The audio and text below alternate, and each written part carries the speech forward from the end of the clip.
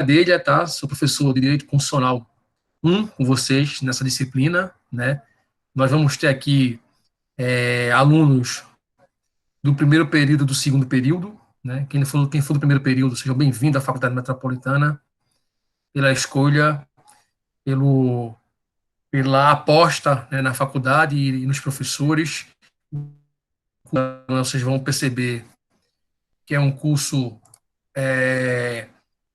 as pessoas são extremamente acessíveis, né? O quadro de professores altamente qualificados, que são militantes no dia a dia.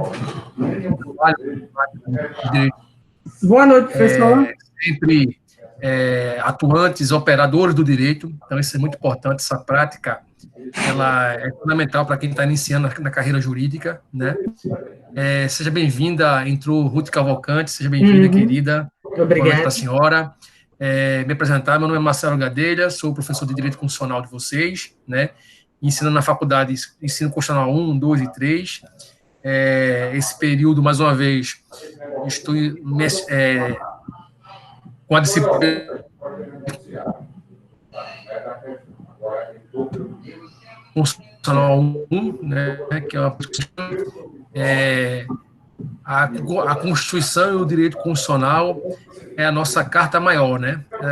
É o nosso ordenamento jurídico que orienta e coordena e ordena todo o nosso arcabouço jurídico. Por isso essa importância, né, de sempre a gente estar discutindo não só de maneira do direito material, né, e assim podemos dizer da doutrina em si, mas também dos dispositivos constitucionais, né, e com a ênfase nós vamos ver isso com a ênfase do neoconstitucionalismo, né, o direito constitucional ele assumiu uma importância muito grande em relação aos estados, somente os estados que têm uma vocação para o direito romano, o direito germânico românico como o nosso, né? No Ocidente, nós temos o nosso direito, ele tem muita coisa do direito italiano, do direito romano, do direito germânico, do direito de Portugal. A nossa Constituição de 88, ela foi deslumbrada, digamos assim, da Constituição também de Portugal, né? Muitos doutrinadores portugueses, italianos, enfim, alemães, nós temos uma sinergia muito grande com essa doutrina do direito, né? Mas, enfim, deixa eu me apresentar um pouco. Eu sou Marcelo Gadelha, já me falei, sou advogado, né? Sou especialista em direito público e em direito processual civil. Sou membro da Comissão de Direitos Humanos da OAB, sou advogado atuante, né? Já exerci também alguns cargos públicos na área de gestão pública, na administração pública, e tenho essa experiência também na área não só de civil, mas também na área de administração pública, né? E também na área de previdenciário. Então, sou advogado atuante, né? E já estou aqui na Metropolitana, acho que há 2 anos, e também leciono em uma outra instituição, mas na Metropolitana já estou aqui há quase 2 anos. E dizer a vocês que sejam bem-vindos, né, à nossa instituição metropolitana, uma faculdade extremamente preparada para aqueles que almejam não só ser apenas operador do direito, mas também aqueles que almejam fazer concurso público, né? O curso de Direito hoje é uma porta de entrada para quem almeja fazer concurso público. E eu, como já fui, né, concurseiro, passei um bom tempo da minha vida, uns 4, 5 anos, fazendo concurso público, sempre, nas minhas aulas, eu tento sempre abordar também esse viés de concurso público. Não que a faculdade vai se tornar um cursinho, mas é importante para a gente que está iniciando, né, no curso de Direito, ter a compreensão e a dimensão do que é provado, do que é cobrado em banca, de como as bancas elas abordam os temas que são ensinados em sala de aula, como é que ela é visto isso na prova, enfim. Eu acho que o papel da faculdade não é apenas preparar para o mundo acadêmico, mas também preparar pessoalmente para a vida, para o mundo real, porque essa vai ser justamente a grande prova. que vocês vão ter pela frente na área de direito, né? Por mais que a faculdade seja importante e fundamental nessa formação acadêmica e até mesmo humana, digamos assim, a faculdade também tem esse tripé, né? A questão de passar com conhecimento científico e acadêmico, mas também dialogar do ponto de vista da concepção humana, né, do ser humano dentro de um universo acadêmico. É importante, e o operador do direito, ele lida com isso diariamente, com as questões que envolvem toda a sociedade, que envolve o Estado, que envolve as pessoas, né? Por exemplo, ontem mesmo, aqui em Pernambuco, nós tivemos um tema extremamente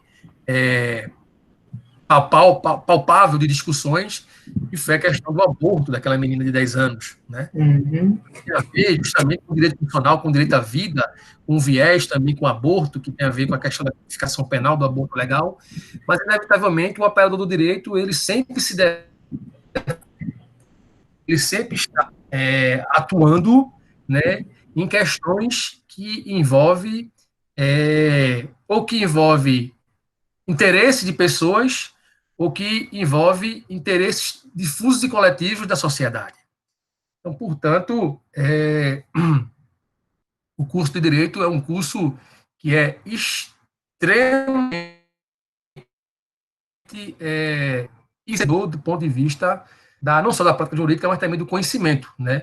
Você tem, inevitavelmente, uma percepção holística de como funciona a vida e como funciona o direito dentro do ordenamento jurídico e como as pessoas devem se comportar do ponto de vista das legislações e daquilo que o nosso sistema jurídico regulamenta, né? Seja na vida privada, seja na vida pública, enfim, seja no direito público, no direito privado,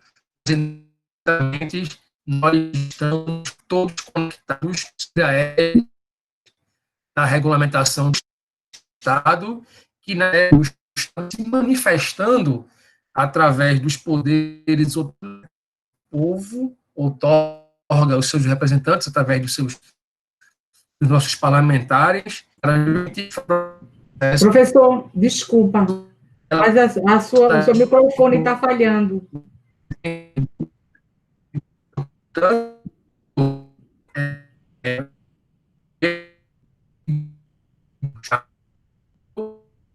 Nessa seara, né, nesse ambiente, pessoas, mas que também envolvem interesses das pessoas e do Estado.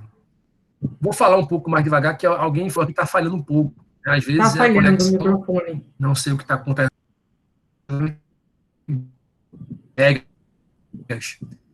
Não sei, às vezes, quedinha, mas a internet no Brasil, ela é de praxe muito...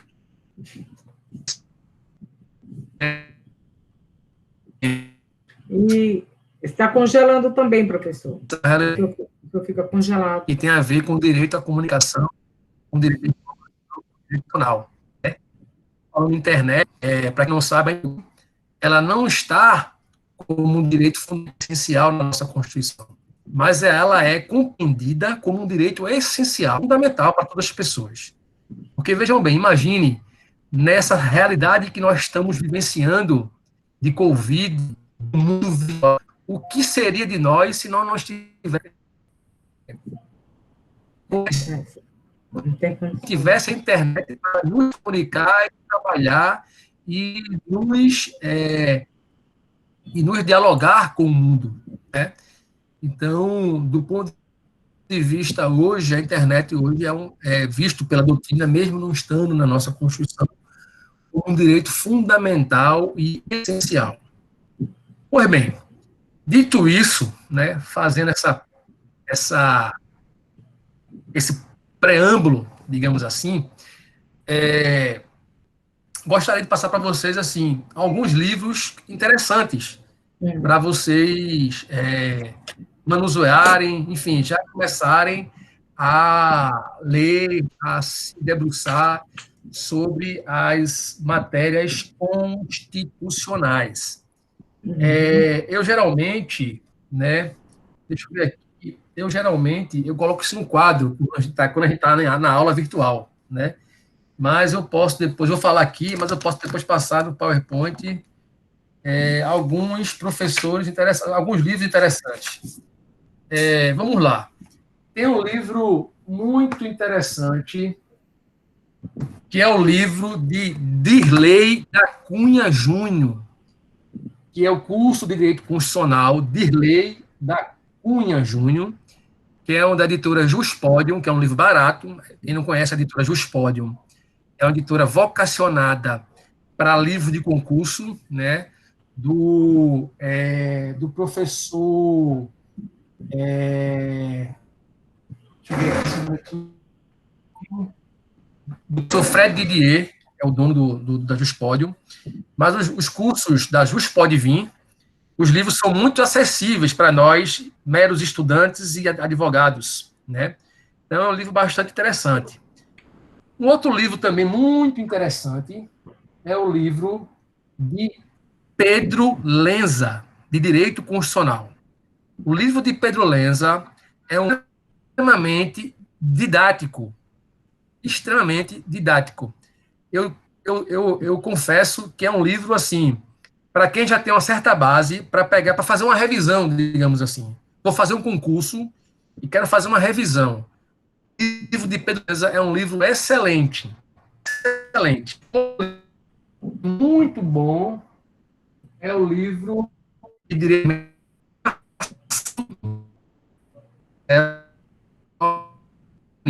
O autor também muito interessante.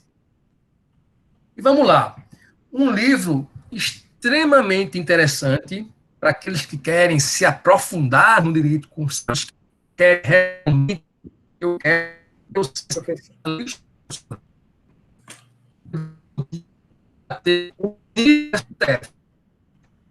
Professor, não estou escutando, tá cortando muito.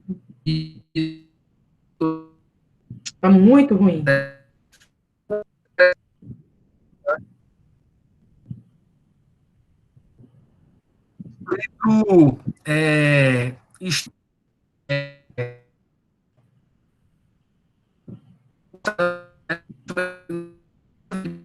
Conexão, só um minuto. Ok.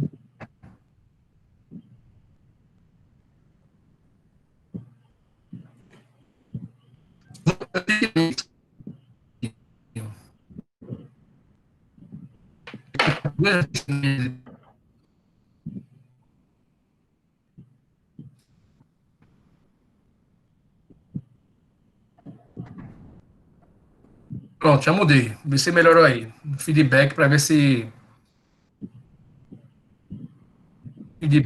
está ok. Então, voltando aqui, um livro muito interessante. Agora melhorou, né, Fábio? Ok, valeu, obrigado. É que eu estava na outra rede e acho que essa rede realmente é melhor. Ela tem mais. O sinal dela é melhor. Um livro, repetindo, um livro muito interessante para quem quer se aprofundar em direito constitucional, realmente ter uma visão mais dogmática, é o livro de Gilmar Mendes, o ministro do STF. O livro de Gilmar Mendes é praticamente um tratado de direito constitucional. É um livro extremamente importante, interessante, para aqueles que querem realmente terem uma compreensão muito mais, digamos, densa do direito constitucional. É um livro extremamente interessante. O outro livro, ia falar agora, Adriano, o livro de José Afonso da Silva, muito bem lembrado. O livro de José Afonso da Silva já é um livro antigo, certo? Mas é um livro sempre atual. Inclusive, é um livro que, para quem vai fazer carreira jurídica, principalmente na área federal, tem que ler esse livro. Por exemplo, eu me formei em 2000, vejam, 99, 2000 foi. Eu estudei para o José Afonso da Silva. José Afonso da Silva. É um livro também interessante. Não é um livro denso, né? Não é um livro, digamos assim, ele está sendo atualizado. Não é um livro hoje, digamos, com uma densidade dos que eu já citei. Por exemplo, o livro de Gilmar Mendes, ele é muito mais completo. Mas o livro de José Afonso da Silva também é um livro interessante, certo? Tem um livro que é muito utilizado em faculdade. Eu, particularmente, não gosto, mas, assim, livro é de acordo com o livro que você tem que se identificar com a didática do livro. Por exemplo, o livro da Alexandre de Moraes, da editora, acho que é a editora Saraiva ainda. Alexandre de Moraes, não sei se é ainda da Saraiva. O livro da Alexandre de Moraes é um livro extremamente usado no meio acadêmico. Mas eu, particularmente, eu não gosto do livro do Alexandre de Moraes. Eu não me identifico com a didática de Alexandre de Moraes. Mas é um livro extremamente usado no meio acadêmico de Alexandre de Moraes. Entende? Então, assim, o livro que é bom é aquele livro que você se identifica com a metodologia do livro. E você se identifica até com a identidade visual do livro. Porque vocês sabem que a nossa memória fotográfica é importante na hora de a gente estudar, né? Muitas vezes,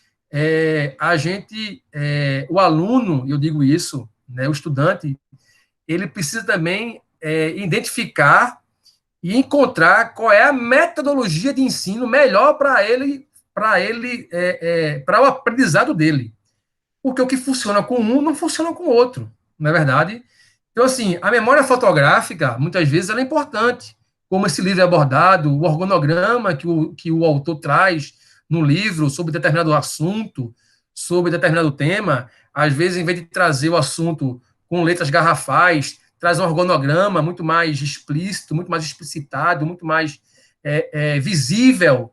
Então, isso facilita na memória fotográfica do aluno e do estudante. Então, vocês sabem, Fábio Oliveira, Vicente Paulo e Marcelo Alexandrino, né? É um livro que também já estudei por ele, um livro para concurso, né? É um livro para concurso, é um livro extremamente mastigado para concurso, Vicente Paulo e Marcelo Alexandrino. Inclusive, era um livro muito mastigado para quem fazia concurso na área de exatas, na área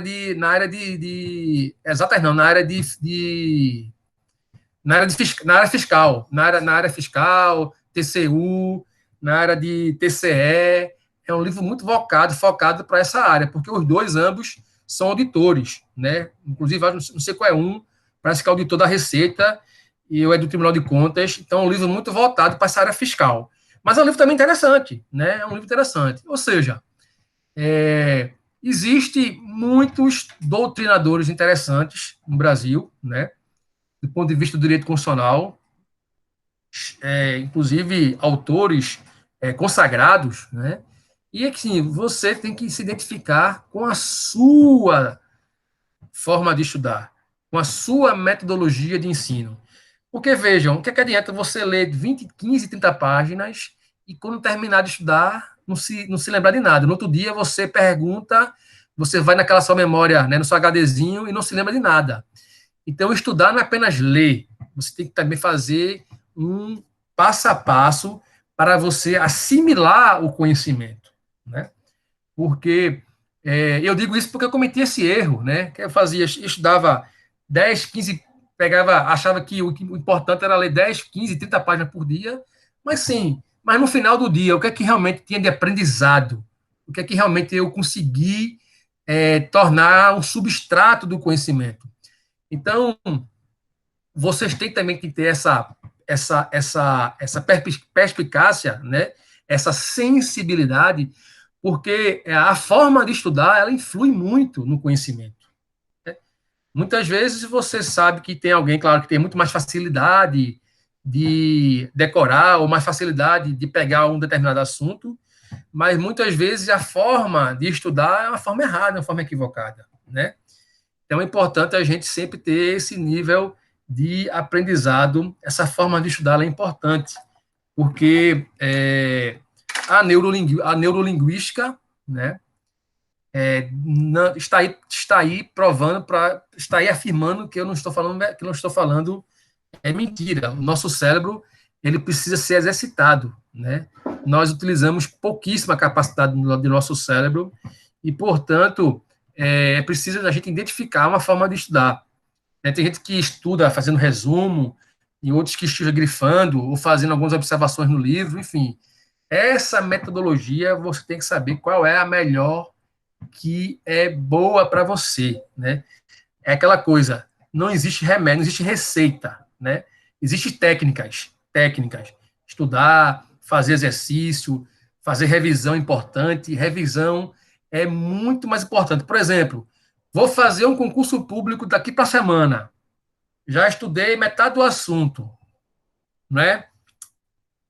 Minha dúvida é: estuda ainda o que eu não estudei ou faça revisão? Faça revisão. A revisão é muito mais importante do que você estudar um assunto novo, porque o processo de revisão, o processo de fixação, ele é muito importante. Esse processo de fixação, de repetição, isso faz com que o cérebro seja exercitado e esse conhecimento seja massificado, né? Por exemplo, por que as pessoas falam que quando você ensina um assunto, sua percepção e sua capacidade de entender e de compreender determinado assunto melhora? Porque é o processo de revisão, é o processo de massificação, é o processo de você fazer a releitura, de uma nova abordagem. Então, esse processo de releitura, de massificação, isso inevitavelmente, um processo também de conhecimento. Então, a revisão ela é importante. É muito mais importante você fazer uma revisão daquilo que você já estudou para consolidar aquele estudo do que estudar algo novo, porque daqui a uma semana você não vai ter a compreensão daquilo tudo que você conseguiu estudar. O cérebro não consegue absorver todo esse conhecimento. Pois bem, então, dito isso, meus amigos, meus caros, esses livros qual eu relatei, né, vocês podem, enfim, ter esses livros como livros para consulta, né? Hoje a internet está cheio de livros em PDF, né? Antigamente isso não existia, mas hoje você pode baixar o livro em PDF, é tudo que é custo, tá tudo acessível, né? O direito à informação, o direito à comunicação, tá tudo acessível na internet. Então, só se você realmente quer ter um capricho de ter um livro de cabeceira para estar lendo constitucional antes de dormir, que eu acho que isso não é o caso, né? Mas, enfim, esse acesso, né, ela é interessante, é importante, e o que é bom disso é que diminui o nosso custo, né? Diminui o nosso custo, porque, veja, eu há 20 anos atrás, a gente tinha que comprar livro. Eu comprava livro, eu tirava xerox. Hoje não. Hoje você baixa o livro em PDF, bota o livro no seu computador, bota o livro no seu smartphone, enfim, lê pelo WhatsApp, disponibiliza, enfim. Hoje o nível de acesso é muito mais grande do que há 10, 15 anos atrás. Então, a tecnologia hoje joga ao nosso favor. Pois bem, dito isso, vamos lá. Como será as nossas provas, né? Como será as nossas avaliações? Vejam, as minhas avaliações geralmente são a avaliação na primeira unidade e na segunda unidade, são 10 questões de marcar X, certo? Geralmente, quando eu faço prova em sala de aula, né, geralmente eu tento criar um mix em metade das questões abertas e metade marcar X, mas como nós estamos vivenciando essa realidade virtual, fica muito difícil de fazer essa proposta. Então, semestre passado eu adotei a prova de marcar X, né, são 10 questões de marcar X, né, provas que vocês preenchem e mandam o gabarito para a gente via e-mail ou via Classroom. Nós vamos adotar qual é o melhor sistema. E são 2 provas, na primeira unidade com 10 questões e na segunda unidade com 10 questões, cada questão valendo 1 ponto, certo? Marcar X. Então, essas são o tipo de avaliação. Também, né, e aí depende muito da turma, é aconselhável, alguns às vezes pedem para fazer algum trabalho e tal. Os trabalhos também passam valendo, meu trabalho apenas vale 1 ponto só, não faço trabalho mais do que 1 ponto, para valer em cima da prova. Então, a prova vale 10, então você tem que ter mais 1 ponto de bônus em relação ao trabalho que será ministrado, né? Geralmente, os meus trabalhos são com temas do STF, né? Vocês já são operadores do direito, vocês já estão sentados no curso de Direito. Então, já é importante já se assimilar, né, ter essa relação, essa abordagem, essa vivência com os temas acadêmicos e com os temas constitucionais. Então, geralmente, as minhas atividades são atividades que têm um foco em discussões, em temas que estão sendo debatidos ou que já foram debatidos no Supremo Tribunal Federal, para a gente ter uma visão não só da Corte Suprema, do STF, mas também uma visão constitucionalista daqueles que têm o poder de julgar as grandes questões que envolvem o direito constitucional, que são as questões que estão no Supremo Tribunal Federal. Então, é importante isso, a gente ter essa compreensão, e é importante para vocês, né, para ter essa prática, essa vivência, enfim. Eu acho que o estudante, o operador do direito, principalmente, tem que ser curioso. Curioso no sentido de ler, de tentar absorver o conhecimento, de tentar realmente se enveredar nessa leitura, né? A leitura, eu confesso, eu digo a vocês, né? Quem começa a fazer um curso de direito, para quem não sabe, faz um segundo casamento. Aqueles que estão divorciados estão casando novamente. Aqueles que estão com namoradas, ou são marido ou esposa, vão ter que arrumar um concubino ou uma concubina. Por quê? Porque, ou senão até mesmo um amante. Porque vocês vão ter que ser amante da leitura.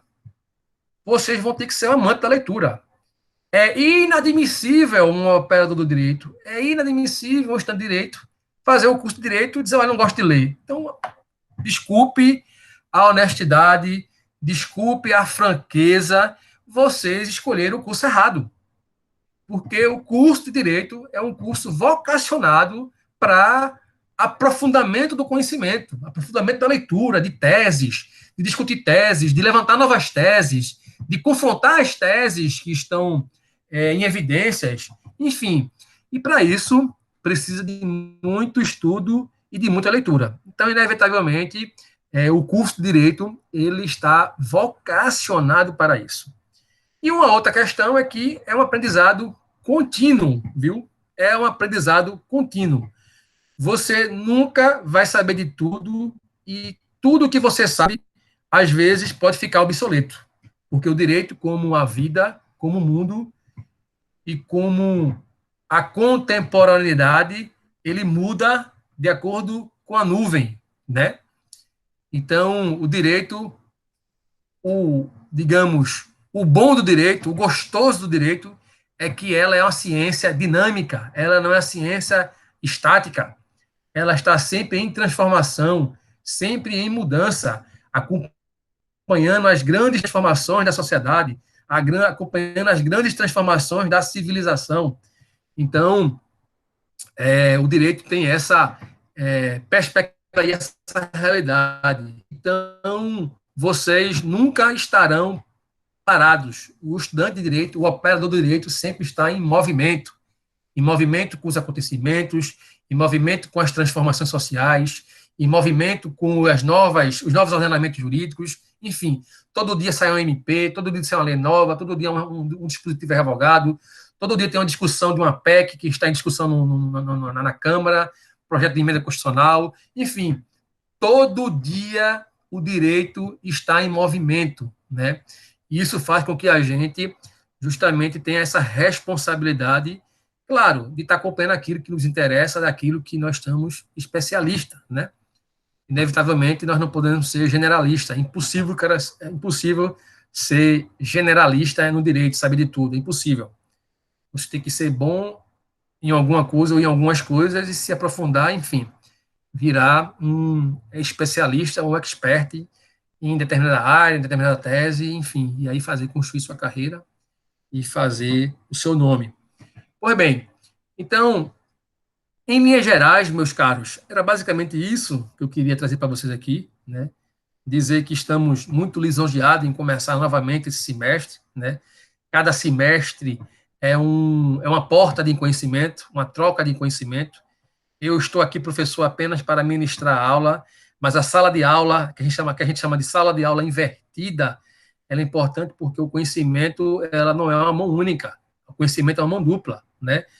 Por quê? Porque o perfil do estudante da metropolitana, muitas vezes, é gente que já tem alguma formação, que já está partindo para uma outra formação, que já tem uma bagagem de uma profissão e quer fazer o direito para justamente para mudar de área ou fazer um plus na sua área, né?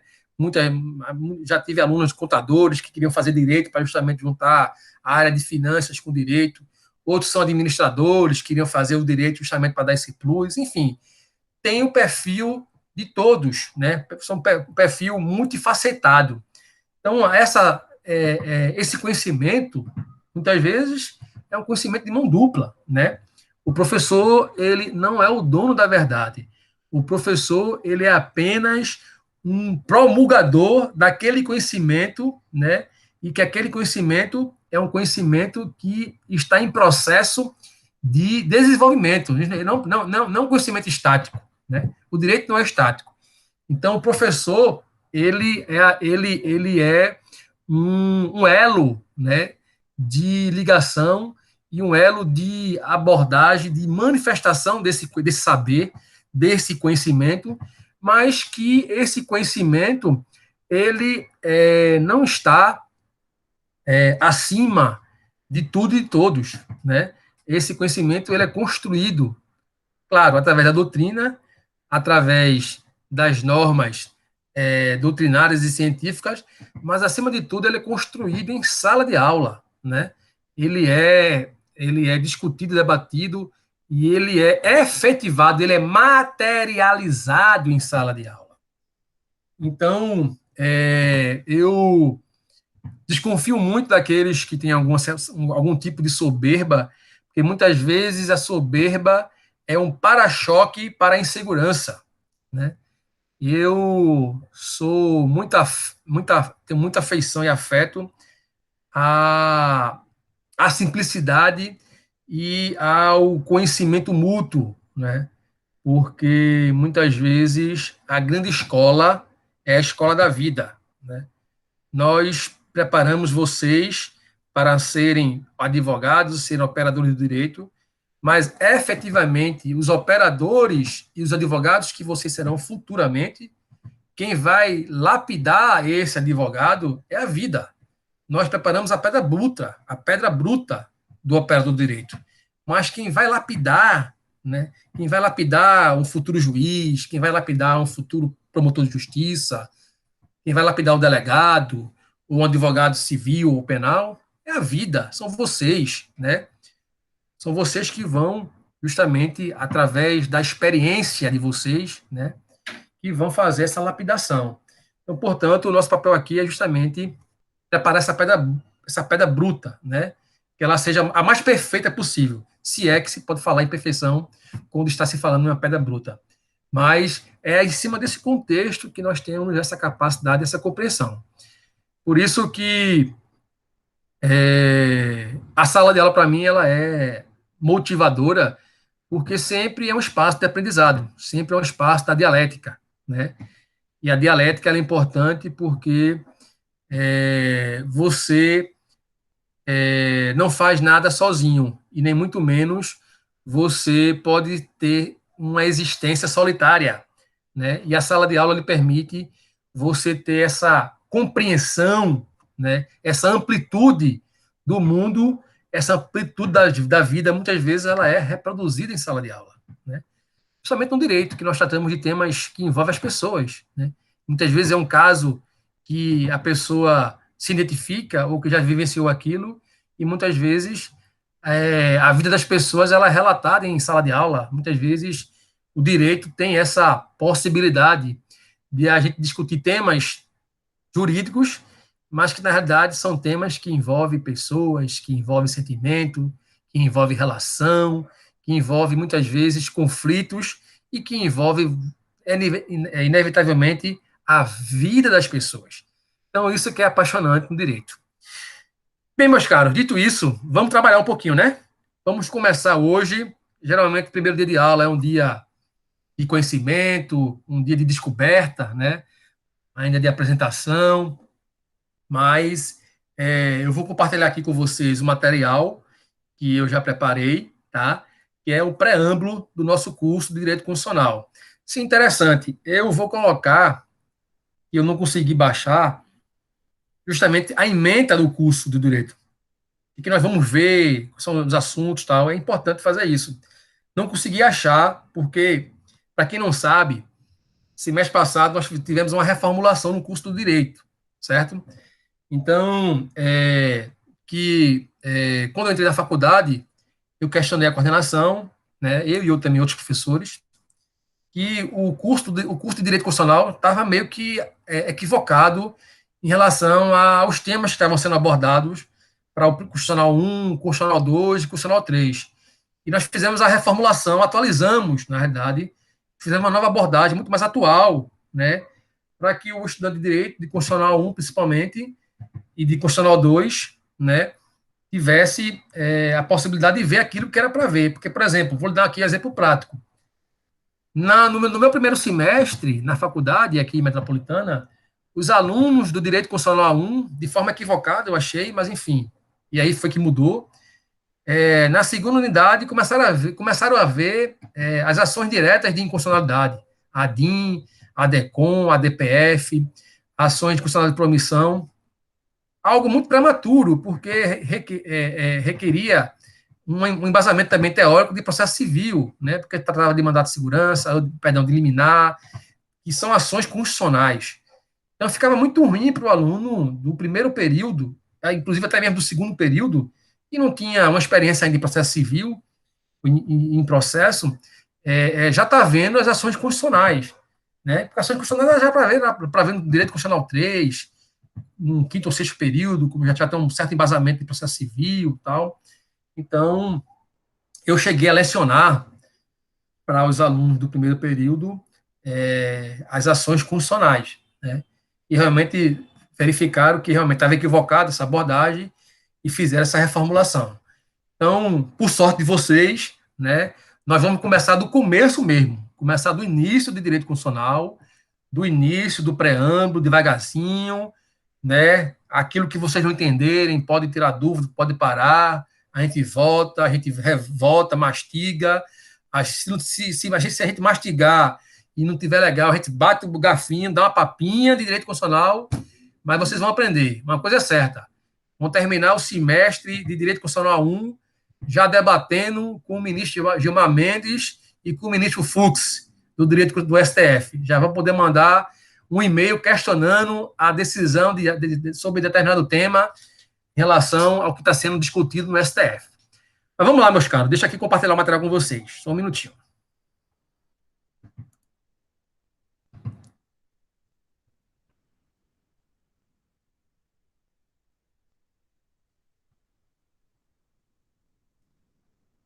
Só um minuto.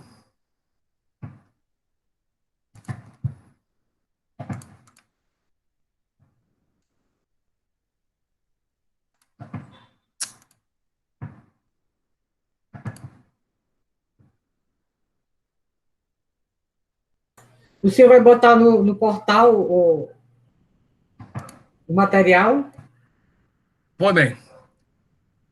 Vocês estão vendo aí, né? Ciência política e a teoria constitucional, né? Estou. Ok? Estão vendo aí? Uhum. Pronto, ok. Ótimo. Então vamos lá.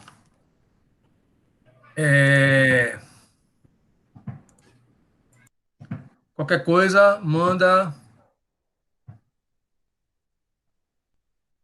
Vamos lá. Vejam. Falar um pouco de direito constitucional, certo? Inevitavelmente, nós temos que trazer um pouco do conhecimento da ciência política e da teoria geral do Estado. Quem está no primeiro período, eu acho que ele vai pagar TGE e ciência política. Mas quem já passou pelo primeiro período já pagou isso. Então, nós vamos só aqui, de forma muito sintética, né, muito preambular, em apertada síntese, rememorar alguns conceitos da ciência política. Vamos lá. Teoria geral do Estado e ciência política. Atualmente, a teoria geral do Estado e a ciência política têm sido tratadas como disciplinas necessárias à pré-compreensão do direito constitucional, considerando-a, por sua vez, como uma disciplina estruturalmente formativa para os que desejam aprender os fundamentos básicos da organização política e jurídica contemporânea. Então, vejam que o direito constitucional, né, a sua raiz, a sua matriz, tem muito a ver com a teoria geral do Estado e com a ciência política. E qual foi justamente essa mudança de rumo, né?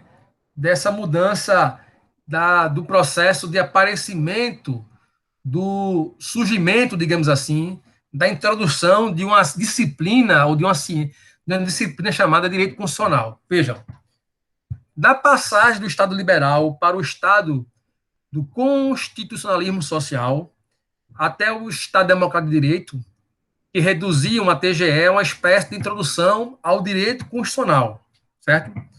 Então, nós tínhamos o Estado liberal, nós tínhamos ainda, nós ainda não tínhamos, né, um ordenamento jurídico consagrado do ponto de vista de uma norma suprema maior dos estados. Então, era a teoria geral do Estado e ciência política que cumpria com esse papel do direito constitucional, né? Então, assim, a teoria geral do Estado, ela cuida do estudo do Estado como fenômeno da história política e da vida social.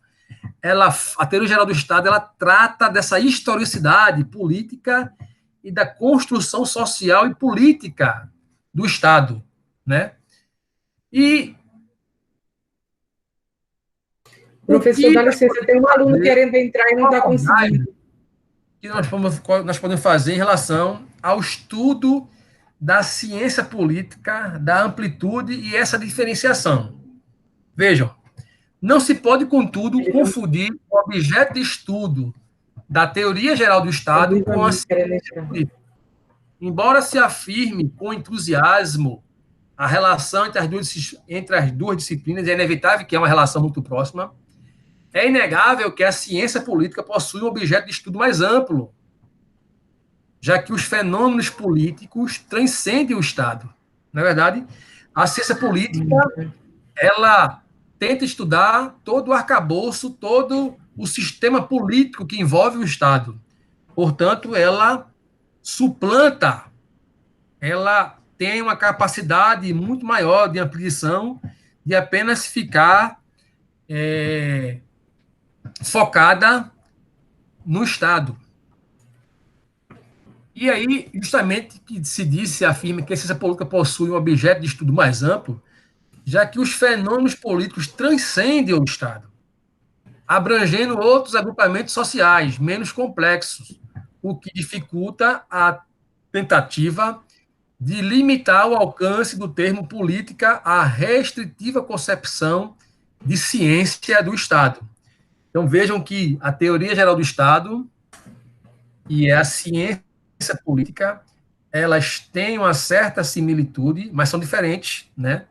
Devido à ciência política ser uma ciência, já se afirmando, que é uma ciência que estuda todos os fenômenos políticos sociais que são executáveis, né, perante o Estado e a sociedade, os fenômenos políticos sociais que são materializados no Estado e na sociedade. Pois bem, e o que seria ciência política? Ciência política é a disciplina que se dedica em estudar os sistemas, as instituições, os processos, os fenômenos políticos em um determinado governo ou Estado. Por exemplo, a ciência política, ela se preocupa em estudar o nosso sistema político, estudar o nosso legislativo, como se manifesta esse procedimento legislativo, como esse fenômeno, quais são os impactos desse fenômeno social legiferante na sociedade ou no Estado. Então, a ciência política ele se preocupa com essa dimensão, com esse fenômeno, né, com essa causa e com esse efeito no Estado, na sociedade e nas instituições, certo? Então, esta é uma área que busca compreender a estrutura e as mudanças dos processos de governo ou qualquer sistema de organização que garanta segurança, justiça e direitos civis aos cidadãos. Ela também analisa os diversos comportamentos políticos que existem, sobretudo nos processos de embate que visam a distribuição de poderes dentro do Estado. Um adendo, meus caros. Vejam, eu sempre digo isso e vocês vão ver eu repetindo isso várias vezes dentro de sala de aula, não dessa forma, mas sempre que o tema vier a ser questionável. Vejam, muita gente hoje, de forma extremamente equivocada, e o que me assusta é que muitas vezes são operadores do direito, mas a grande maioria não são, que questionam, né, o papel do Supremo Tribunal Federal, achando que o STF é apenas uma corte constitucional. Queria dizer a vocês, né, que o STF ele não exerce um poder moderador. Ele exerce um poder, muitas vezes, contra-majoritário. E o que seria esse poder contra-majoritário? Esse poder contra-majoritário, muitas vezes, tem a ver com a ciência política. Porque o STF não é apenas uma corte constitucional para dizer que determinada lei ou determinado dispositivo constitucional diz isso, em ipsi literi, da forma como está escrito num texto constitucional ou no texto da lei, seja ela ordinária ou complementar. O STF, acima de tudo, ele se utiliza dessa disciplina tão importante para a vida política de todo Estado, de todo Estado-nação, que é a ciência política. Muitas vezes, o STF, para identificar o impacto de uma decisão, ele também se debruça sobre esses fenômenos políticos, se debruça sobre esses processos que envolvem os conflitos, muitas vezes, entre pessoas, entre o Estado e o povo, entre o povo e o Estado, entre os Estados-nações, entre os Estados federados, entre os municípios. Então, muitas vezes, o STF ela é uma corte contra-majoritária nesse sentido, porque se utiliza necessariamente, muitas vezes, desses conceitos da ciência política. E isso faz com que, infelizmente, aqueles que não têm essa compreensão, essa dimensão, achar que o STF é um tribunal de bodega. Estão extremamente equivocados. Esse debate nós vamos aprofundar durante o nosso curso, mas é um debate interessante, porque vocês vão ter a capacidade, né, eu digo isso a vocês, de entender principalmente qual é o papel do Supremo Tribunal Federal, porque faz parte da nossa missão, né, de não só abordar a questão das normas constitucionais, da doutrina constitucional, mas, sobretudo, de falar um pouco sobre aquele órgão, a entidade que tem a égide, né, a Suprema Corte, de se manifestar de acordo com as normas constitucionais e os conflitos constitucionais que chegam à porta do tribunal. Voltando aqui, vamos lá. Diante disso, pode-se conceber que a ciência política como um conhecimento racional, um conhecimento ordenado, racional, objetivo e metódico de uma realidade política a ser recepcionada pela teoria do Estado, permitindo-se saber se é possível e de que modo o Estado deve atuar diante da sociedade civil, uma estrutura real e histórica. Vejam que coisa interessante. saber se é possível e de que modo o Estado deve atuar diante da sociedade civil. Veja que a ciência política tem essa preocupação. E muitas vezes o operador do direito, principalmente aqueles que estão nas cortes constitucionais, tem que ter essa compreensão. Como o Estado deve atuar diante da sociedade civil. Não é? Então, isso é importante a gente ter essa compreensão para não estar fazendo aí, reproduzindo um discurso equivocado e um discurso enfadonho. Pois bem, vamos lá. Considerando que a ciência política possui, portanto, um objeto mais amplo que a teoria do Estado, seria ilícito concluir, conforme já apontamos, que o objeto da teoria geral do Estado é o Estado em si mesmo, ou seja, é o estudo sistematizado do Estado sob todos os ângulos analíticos. Então, o TGE, a Teoria Geral do Estado, está voltado para o estudo do Estado em si mesmo, né, do processo de sistematização dos poderes do Estado, da estrutura estatal, tudo isso, TGE, a Teoria Geral do Estado, está preocupada. Vamos lá. Passando, né, essa fase de análise do que é, do objeto do estudo da teoria geral do Estado e da ciência política, passamos para uma fase justamente de amadurecimento da autonomia do direito constitucional. O que é isso, na realidade? Vejam, o direito constitucional hoje, ele tomou uma dimensão, do ponto de vista dos Estados-nação e do arcabouço jurídico, como sendo a norma orientadora, a norma regulamentadora, né, de todo o ordenamento jurídico. Rememorando aqui um pouco, eu sempre faço isso em sala de aula, nessa aula. Quem aqui não está lembrado, e aí vocês viram isso em Introdução ao Direito, da pirâmide de Kelsen. Estão lembrados da pirâmide de Kelsen? A pirâmide de Kelsen, que rememora e que fala justamente da hierarquia das normas no ordenamento jurídico. Então, vejam, se vocês pudessem rememorar aquela pirâmide de Kelsen, a primeira norma que está lá na pirâmide de Kelsen, damos que é a norma suprema, a norma hierárquica, é a norma de direito constitucional, que são justamente a Constituição Federal dos Estados-nação. No caso do Brasil, a nossa Constituição Federal de 1988. Pois bem, então, o fato de o direito constitucional estar no nosso ordenamento jurídico como uma norma suprema, isso quer dizer o quê?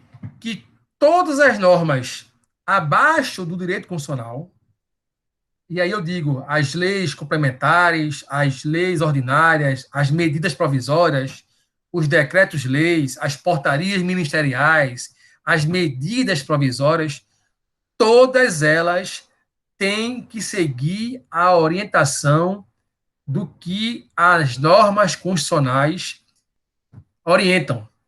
Então, muitas vezes, o que é justamente declarar uma norma inconstitucional é que ela não seguiu um preceito constitucional e, ao você conflitar uma norma constitucional com uma lei, ela vai de encontro a essa norma constitucional. Por isso que se diz que ela é inconstitucional, porque ela afronta a Constituição. Pois bem, voltando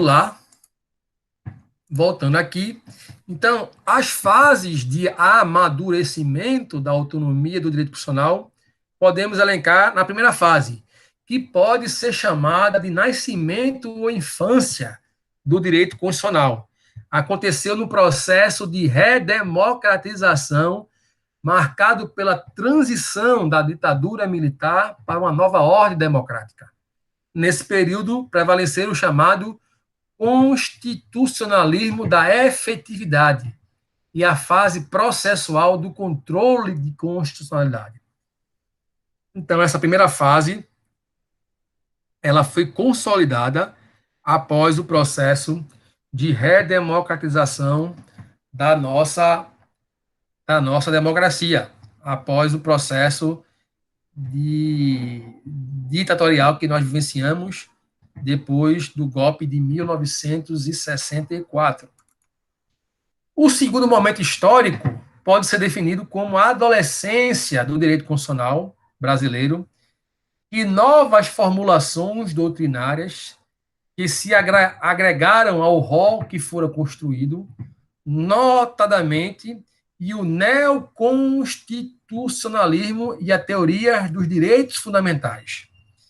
Vejam que esse neoconstitucionalismo, essa teoria dos direitos fundamentais, nós vamos ver isso, ela vem justamente para dizer que os direitos fundamentais são cláusulas pétreas no nosso ordenamento jurídico. Ou seja, elas não podem ser revogadas.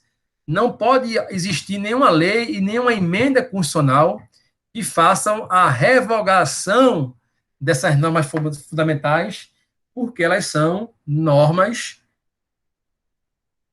que têm a afeição, que têm a natureza jurídica de cláusulas pétreas, que não podem ser demolidas, que não podem ser removidas. Por isso que tem essa denominação, cláusulas pétreas.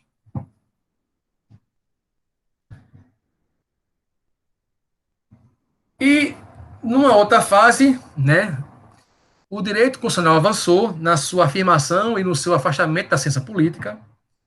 A prática constitucional e o avanço da democracia permitiam vislumbrar o projeto constitucional de forma otimista, aproveitando-se da doutrina estrangeira e, sobretudo, da doutrina norte-americana, que nas décadas de 70 e 80 se focou em construir teorias interpretativas desenhadas para manter os juízes dentro dos limites da lei e fora da política. Parece que é algo que foi escrito ano passado, né? Mas não, viu? É a doutrina que justamente estabelece que as teorias, né, constitucionais, elas podem ter o cunho interpretativo, mas que os juízes devem funcionar dentro dos limites da lei e fora da política, né? À medida em que o constitucionalismo foi se tornando vitorioso, desencadeou o processo de consolidação, certo? Então, chegamos justamente ao conceito do direito constitucional. Então, o que seria o direito constitucional?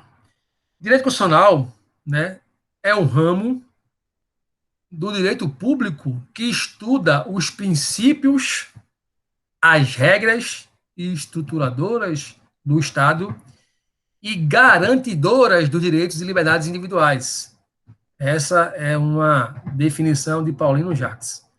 E também trouxe aqui, de forma complementar, que cada doutrinador tem a sua, mas trouxe aqui a de José Alfonso da Silva, que é uma já consagrada, inclusive repetida por outros doutrinadores mais novos. E José Alfonso Antigo já é José Alfonso da Silva, já é um doutrinador já antigo.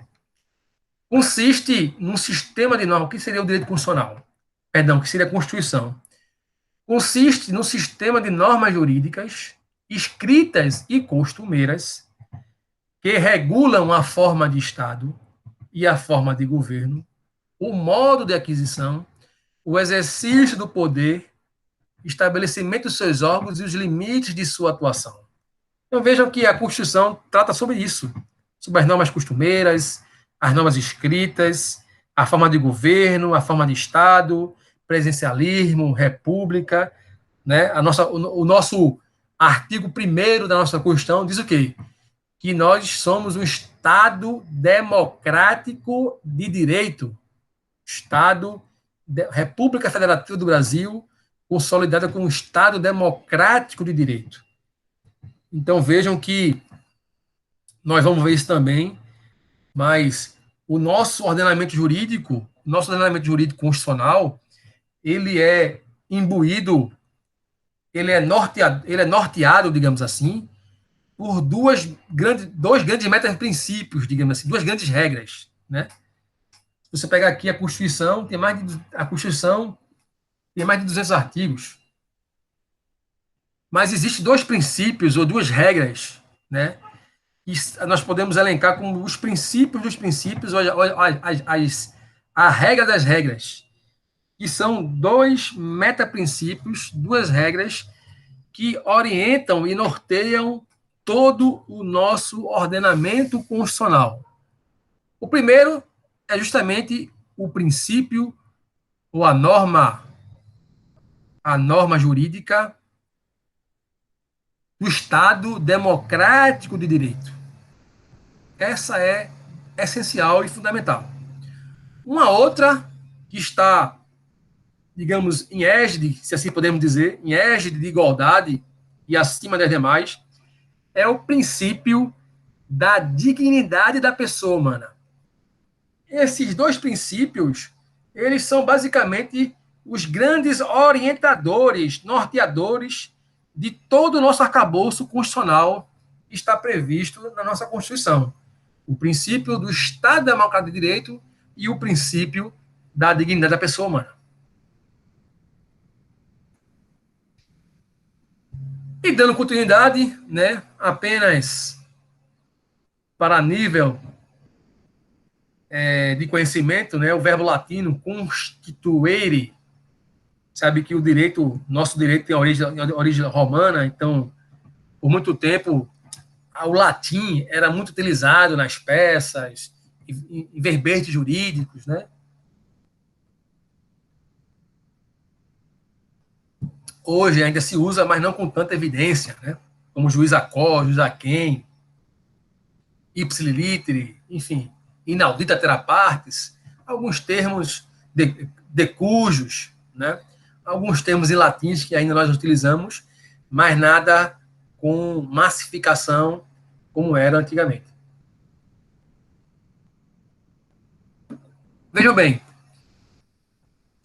Então, a nossa Constituição ela é chamada também de quê? De Carta Magna, né?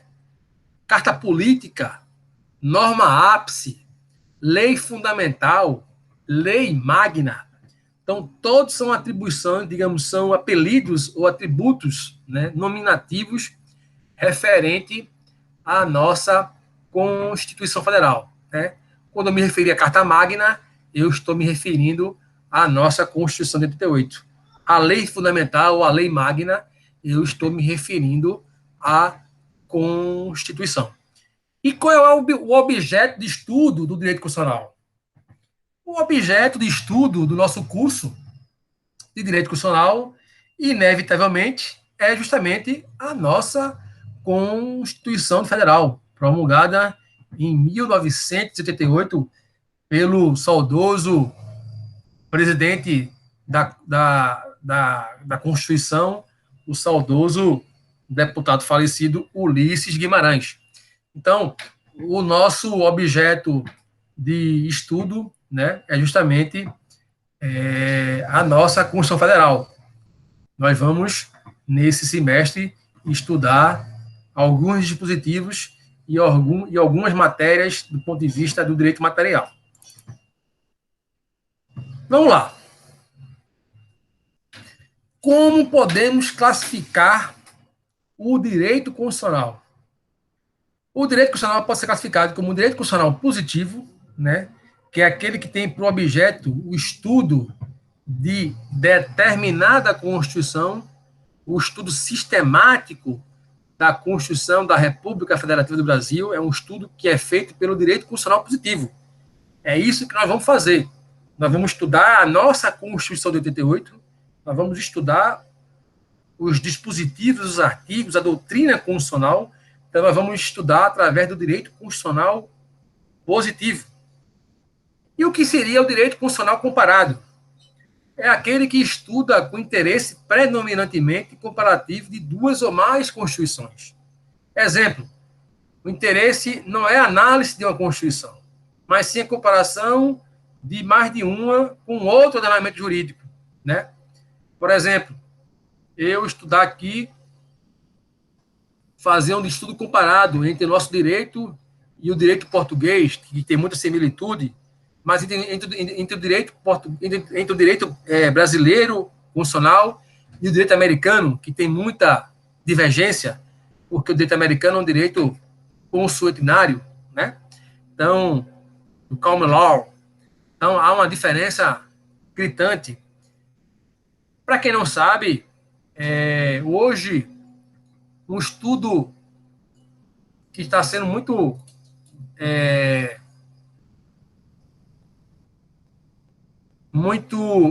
invocado nas teses de mestrado, principalmente aqui na Federal, é justamente o direito comparado com o direito da América Latina, dos países andinos principalmente, né? Chile, Bolívia, Colômbia, Equador, Argentina, porque por muito tempo nós fizemos, claro, sobretudo devido à nossa origem do direito germânico e romano, né? Muito se fez esse estudo comparado com o direito alemão, com o direito português, com o direito italiano, romano, e se esqueceu um pouco de fazer esse estudo comparado com os direitos, com o direito aqui da América do Sul, da América Latina. Então, hoje,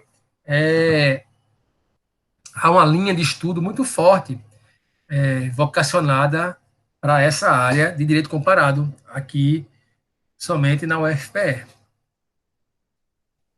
E, por fim, o direito constitucional geral, que é o direito constitucional geral, é o ramo do saber que tenta identificar se há princípios gerais inerentes ou que deveriam ser inerentes a todas as constituições, independente de suas peculiaridades. Por exemplo, um princípio que assim eu posso afirmar categoricamente que é uma norma geral e que deveria estar inserida em todo ordenamento jurídico é justamente o princípio da dignidade da pessoa humana, né? Como que você vai construir um ordenamento jurídico? Como que você vai orientar ou fazer toda uma discussão, né, legiferante em determinado Estado-nação sem respeitar, inevitavelmente, o grande responsável e o grande objeto das normas jurídicas, que são as pessoas, né? Então, o princípio da dignidade da pessoa humana, podemos assim afirmar que é um princípio que, do ponto de vista do direito constitucional geral, é uma norma que deveria seria inerente a todas as constituições. E, por fim, meus caros, né, falar aqui um pouco sobre fontes formais do direito constitucional, né, que é justamente a lei, a norma dotada de generalidades, abstração e coercitividade, e a lei, leia-se aí os dispositivos constitucionais, a doutrina, né, por obras escritas e por estudiosos de direito, a jurisprudência, principalmente no conjunto de decisões, né, retiradas dos tribunais. Para quem não sabe, a jurisprudência são justamente aquelas decisões repetitivas que se forma já um entendimento em relação às decisões que os tribunais tomam em relação a determinado tema. Os costumes, né, que são as práticas reiteradas corriqueiramente, de forma corriqueira, e principalmente os princípios, que são os preceitos que orientam e servem de base à formação das regras jurídicas, mas que muitas vezes hoje, né, esse novo entendimento do neoconstitucionalismo, os princípios também carregam por si a natureza de normas jurídicas, né? Mesmo não estando prescritos, né, ou evidenciados em texto de lei, muitas vezes subentendidos, eles também se manifestam os princípios como normas jurídicas e são importantes do ponto de vista da aplicação do direito e também da sua interpretação. Pois bem, dito isso, né, ficamos, né, por hoje por aqui, né? Esta é uma aula preambular, uma aula para não ser cansativa, para vocês pegarem o embalo, né, para vocês realmente engrenarem nesse novo semestre, dizer a vocês, né, que estaremos à disposição, né, qualquer problema, qualquer dúvida, podem nos acionar, e espero que esse semestre seja um semestre extremamente proveitoso, que a gente possa não só ministrar as nossas aulas, passar um pouco desse conhecimento do direito constitucional, mas que, principalmente, que a gente possa debater e aprender conjuntamente com o direito constitucional, que é essencial e fundamental para que a gente possa viver em sociedade e possa viver sob a égide do Estado e a égide das leis. Então, meus caros, queria desejar a vocês aqui uma boa noite, né? Um bom final de dia, um bom final de terça, e que amanhã o dia possa realmente resplandecer para vocês com todo o vigor, com toda a clareza e que com toda a iluminação do universo cósmico, e que o Deus Todo-Poderoso possa nos abençoar nessa nossa caminhada. Amém, que assim seja. Professor, Deus. Professor, está me ouvindo? Professor, está me ouvindo? Ele não está me ouvindo. O senhor vai botar esse material no portal ou vai mandar no WhatsApp? Ele não está ouvindo. Acho que ele não está ouvindo.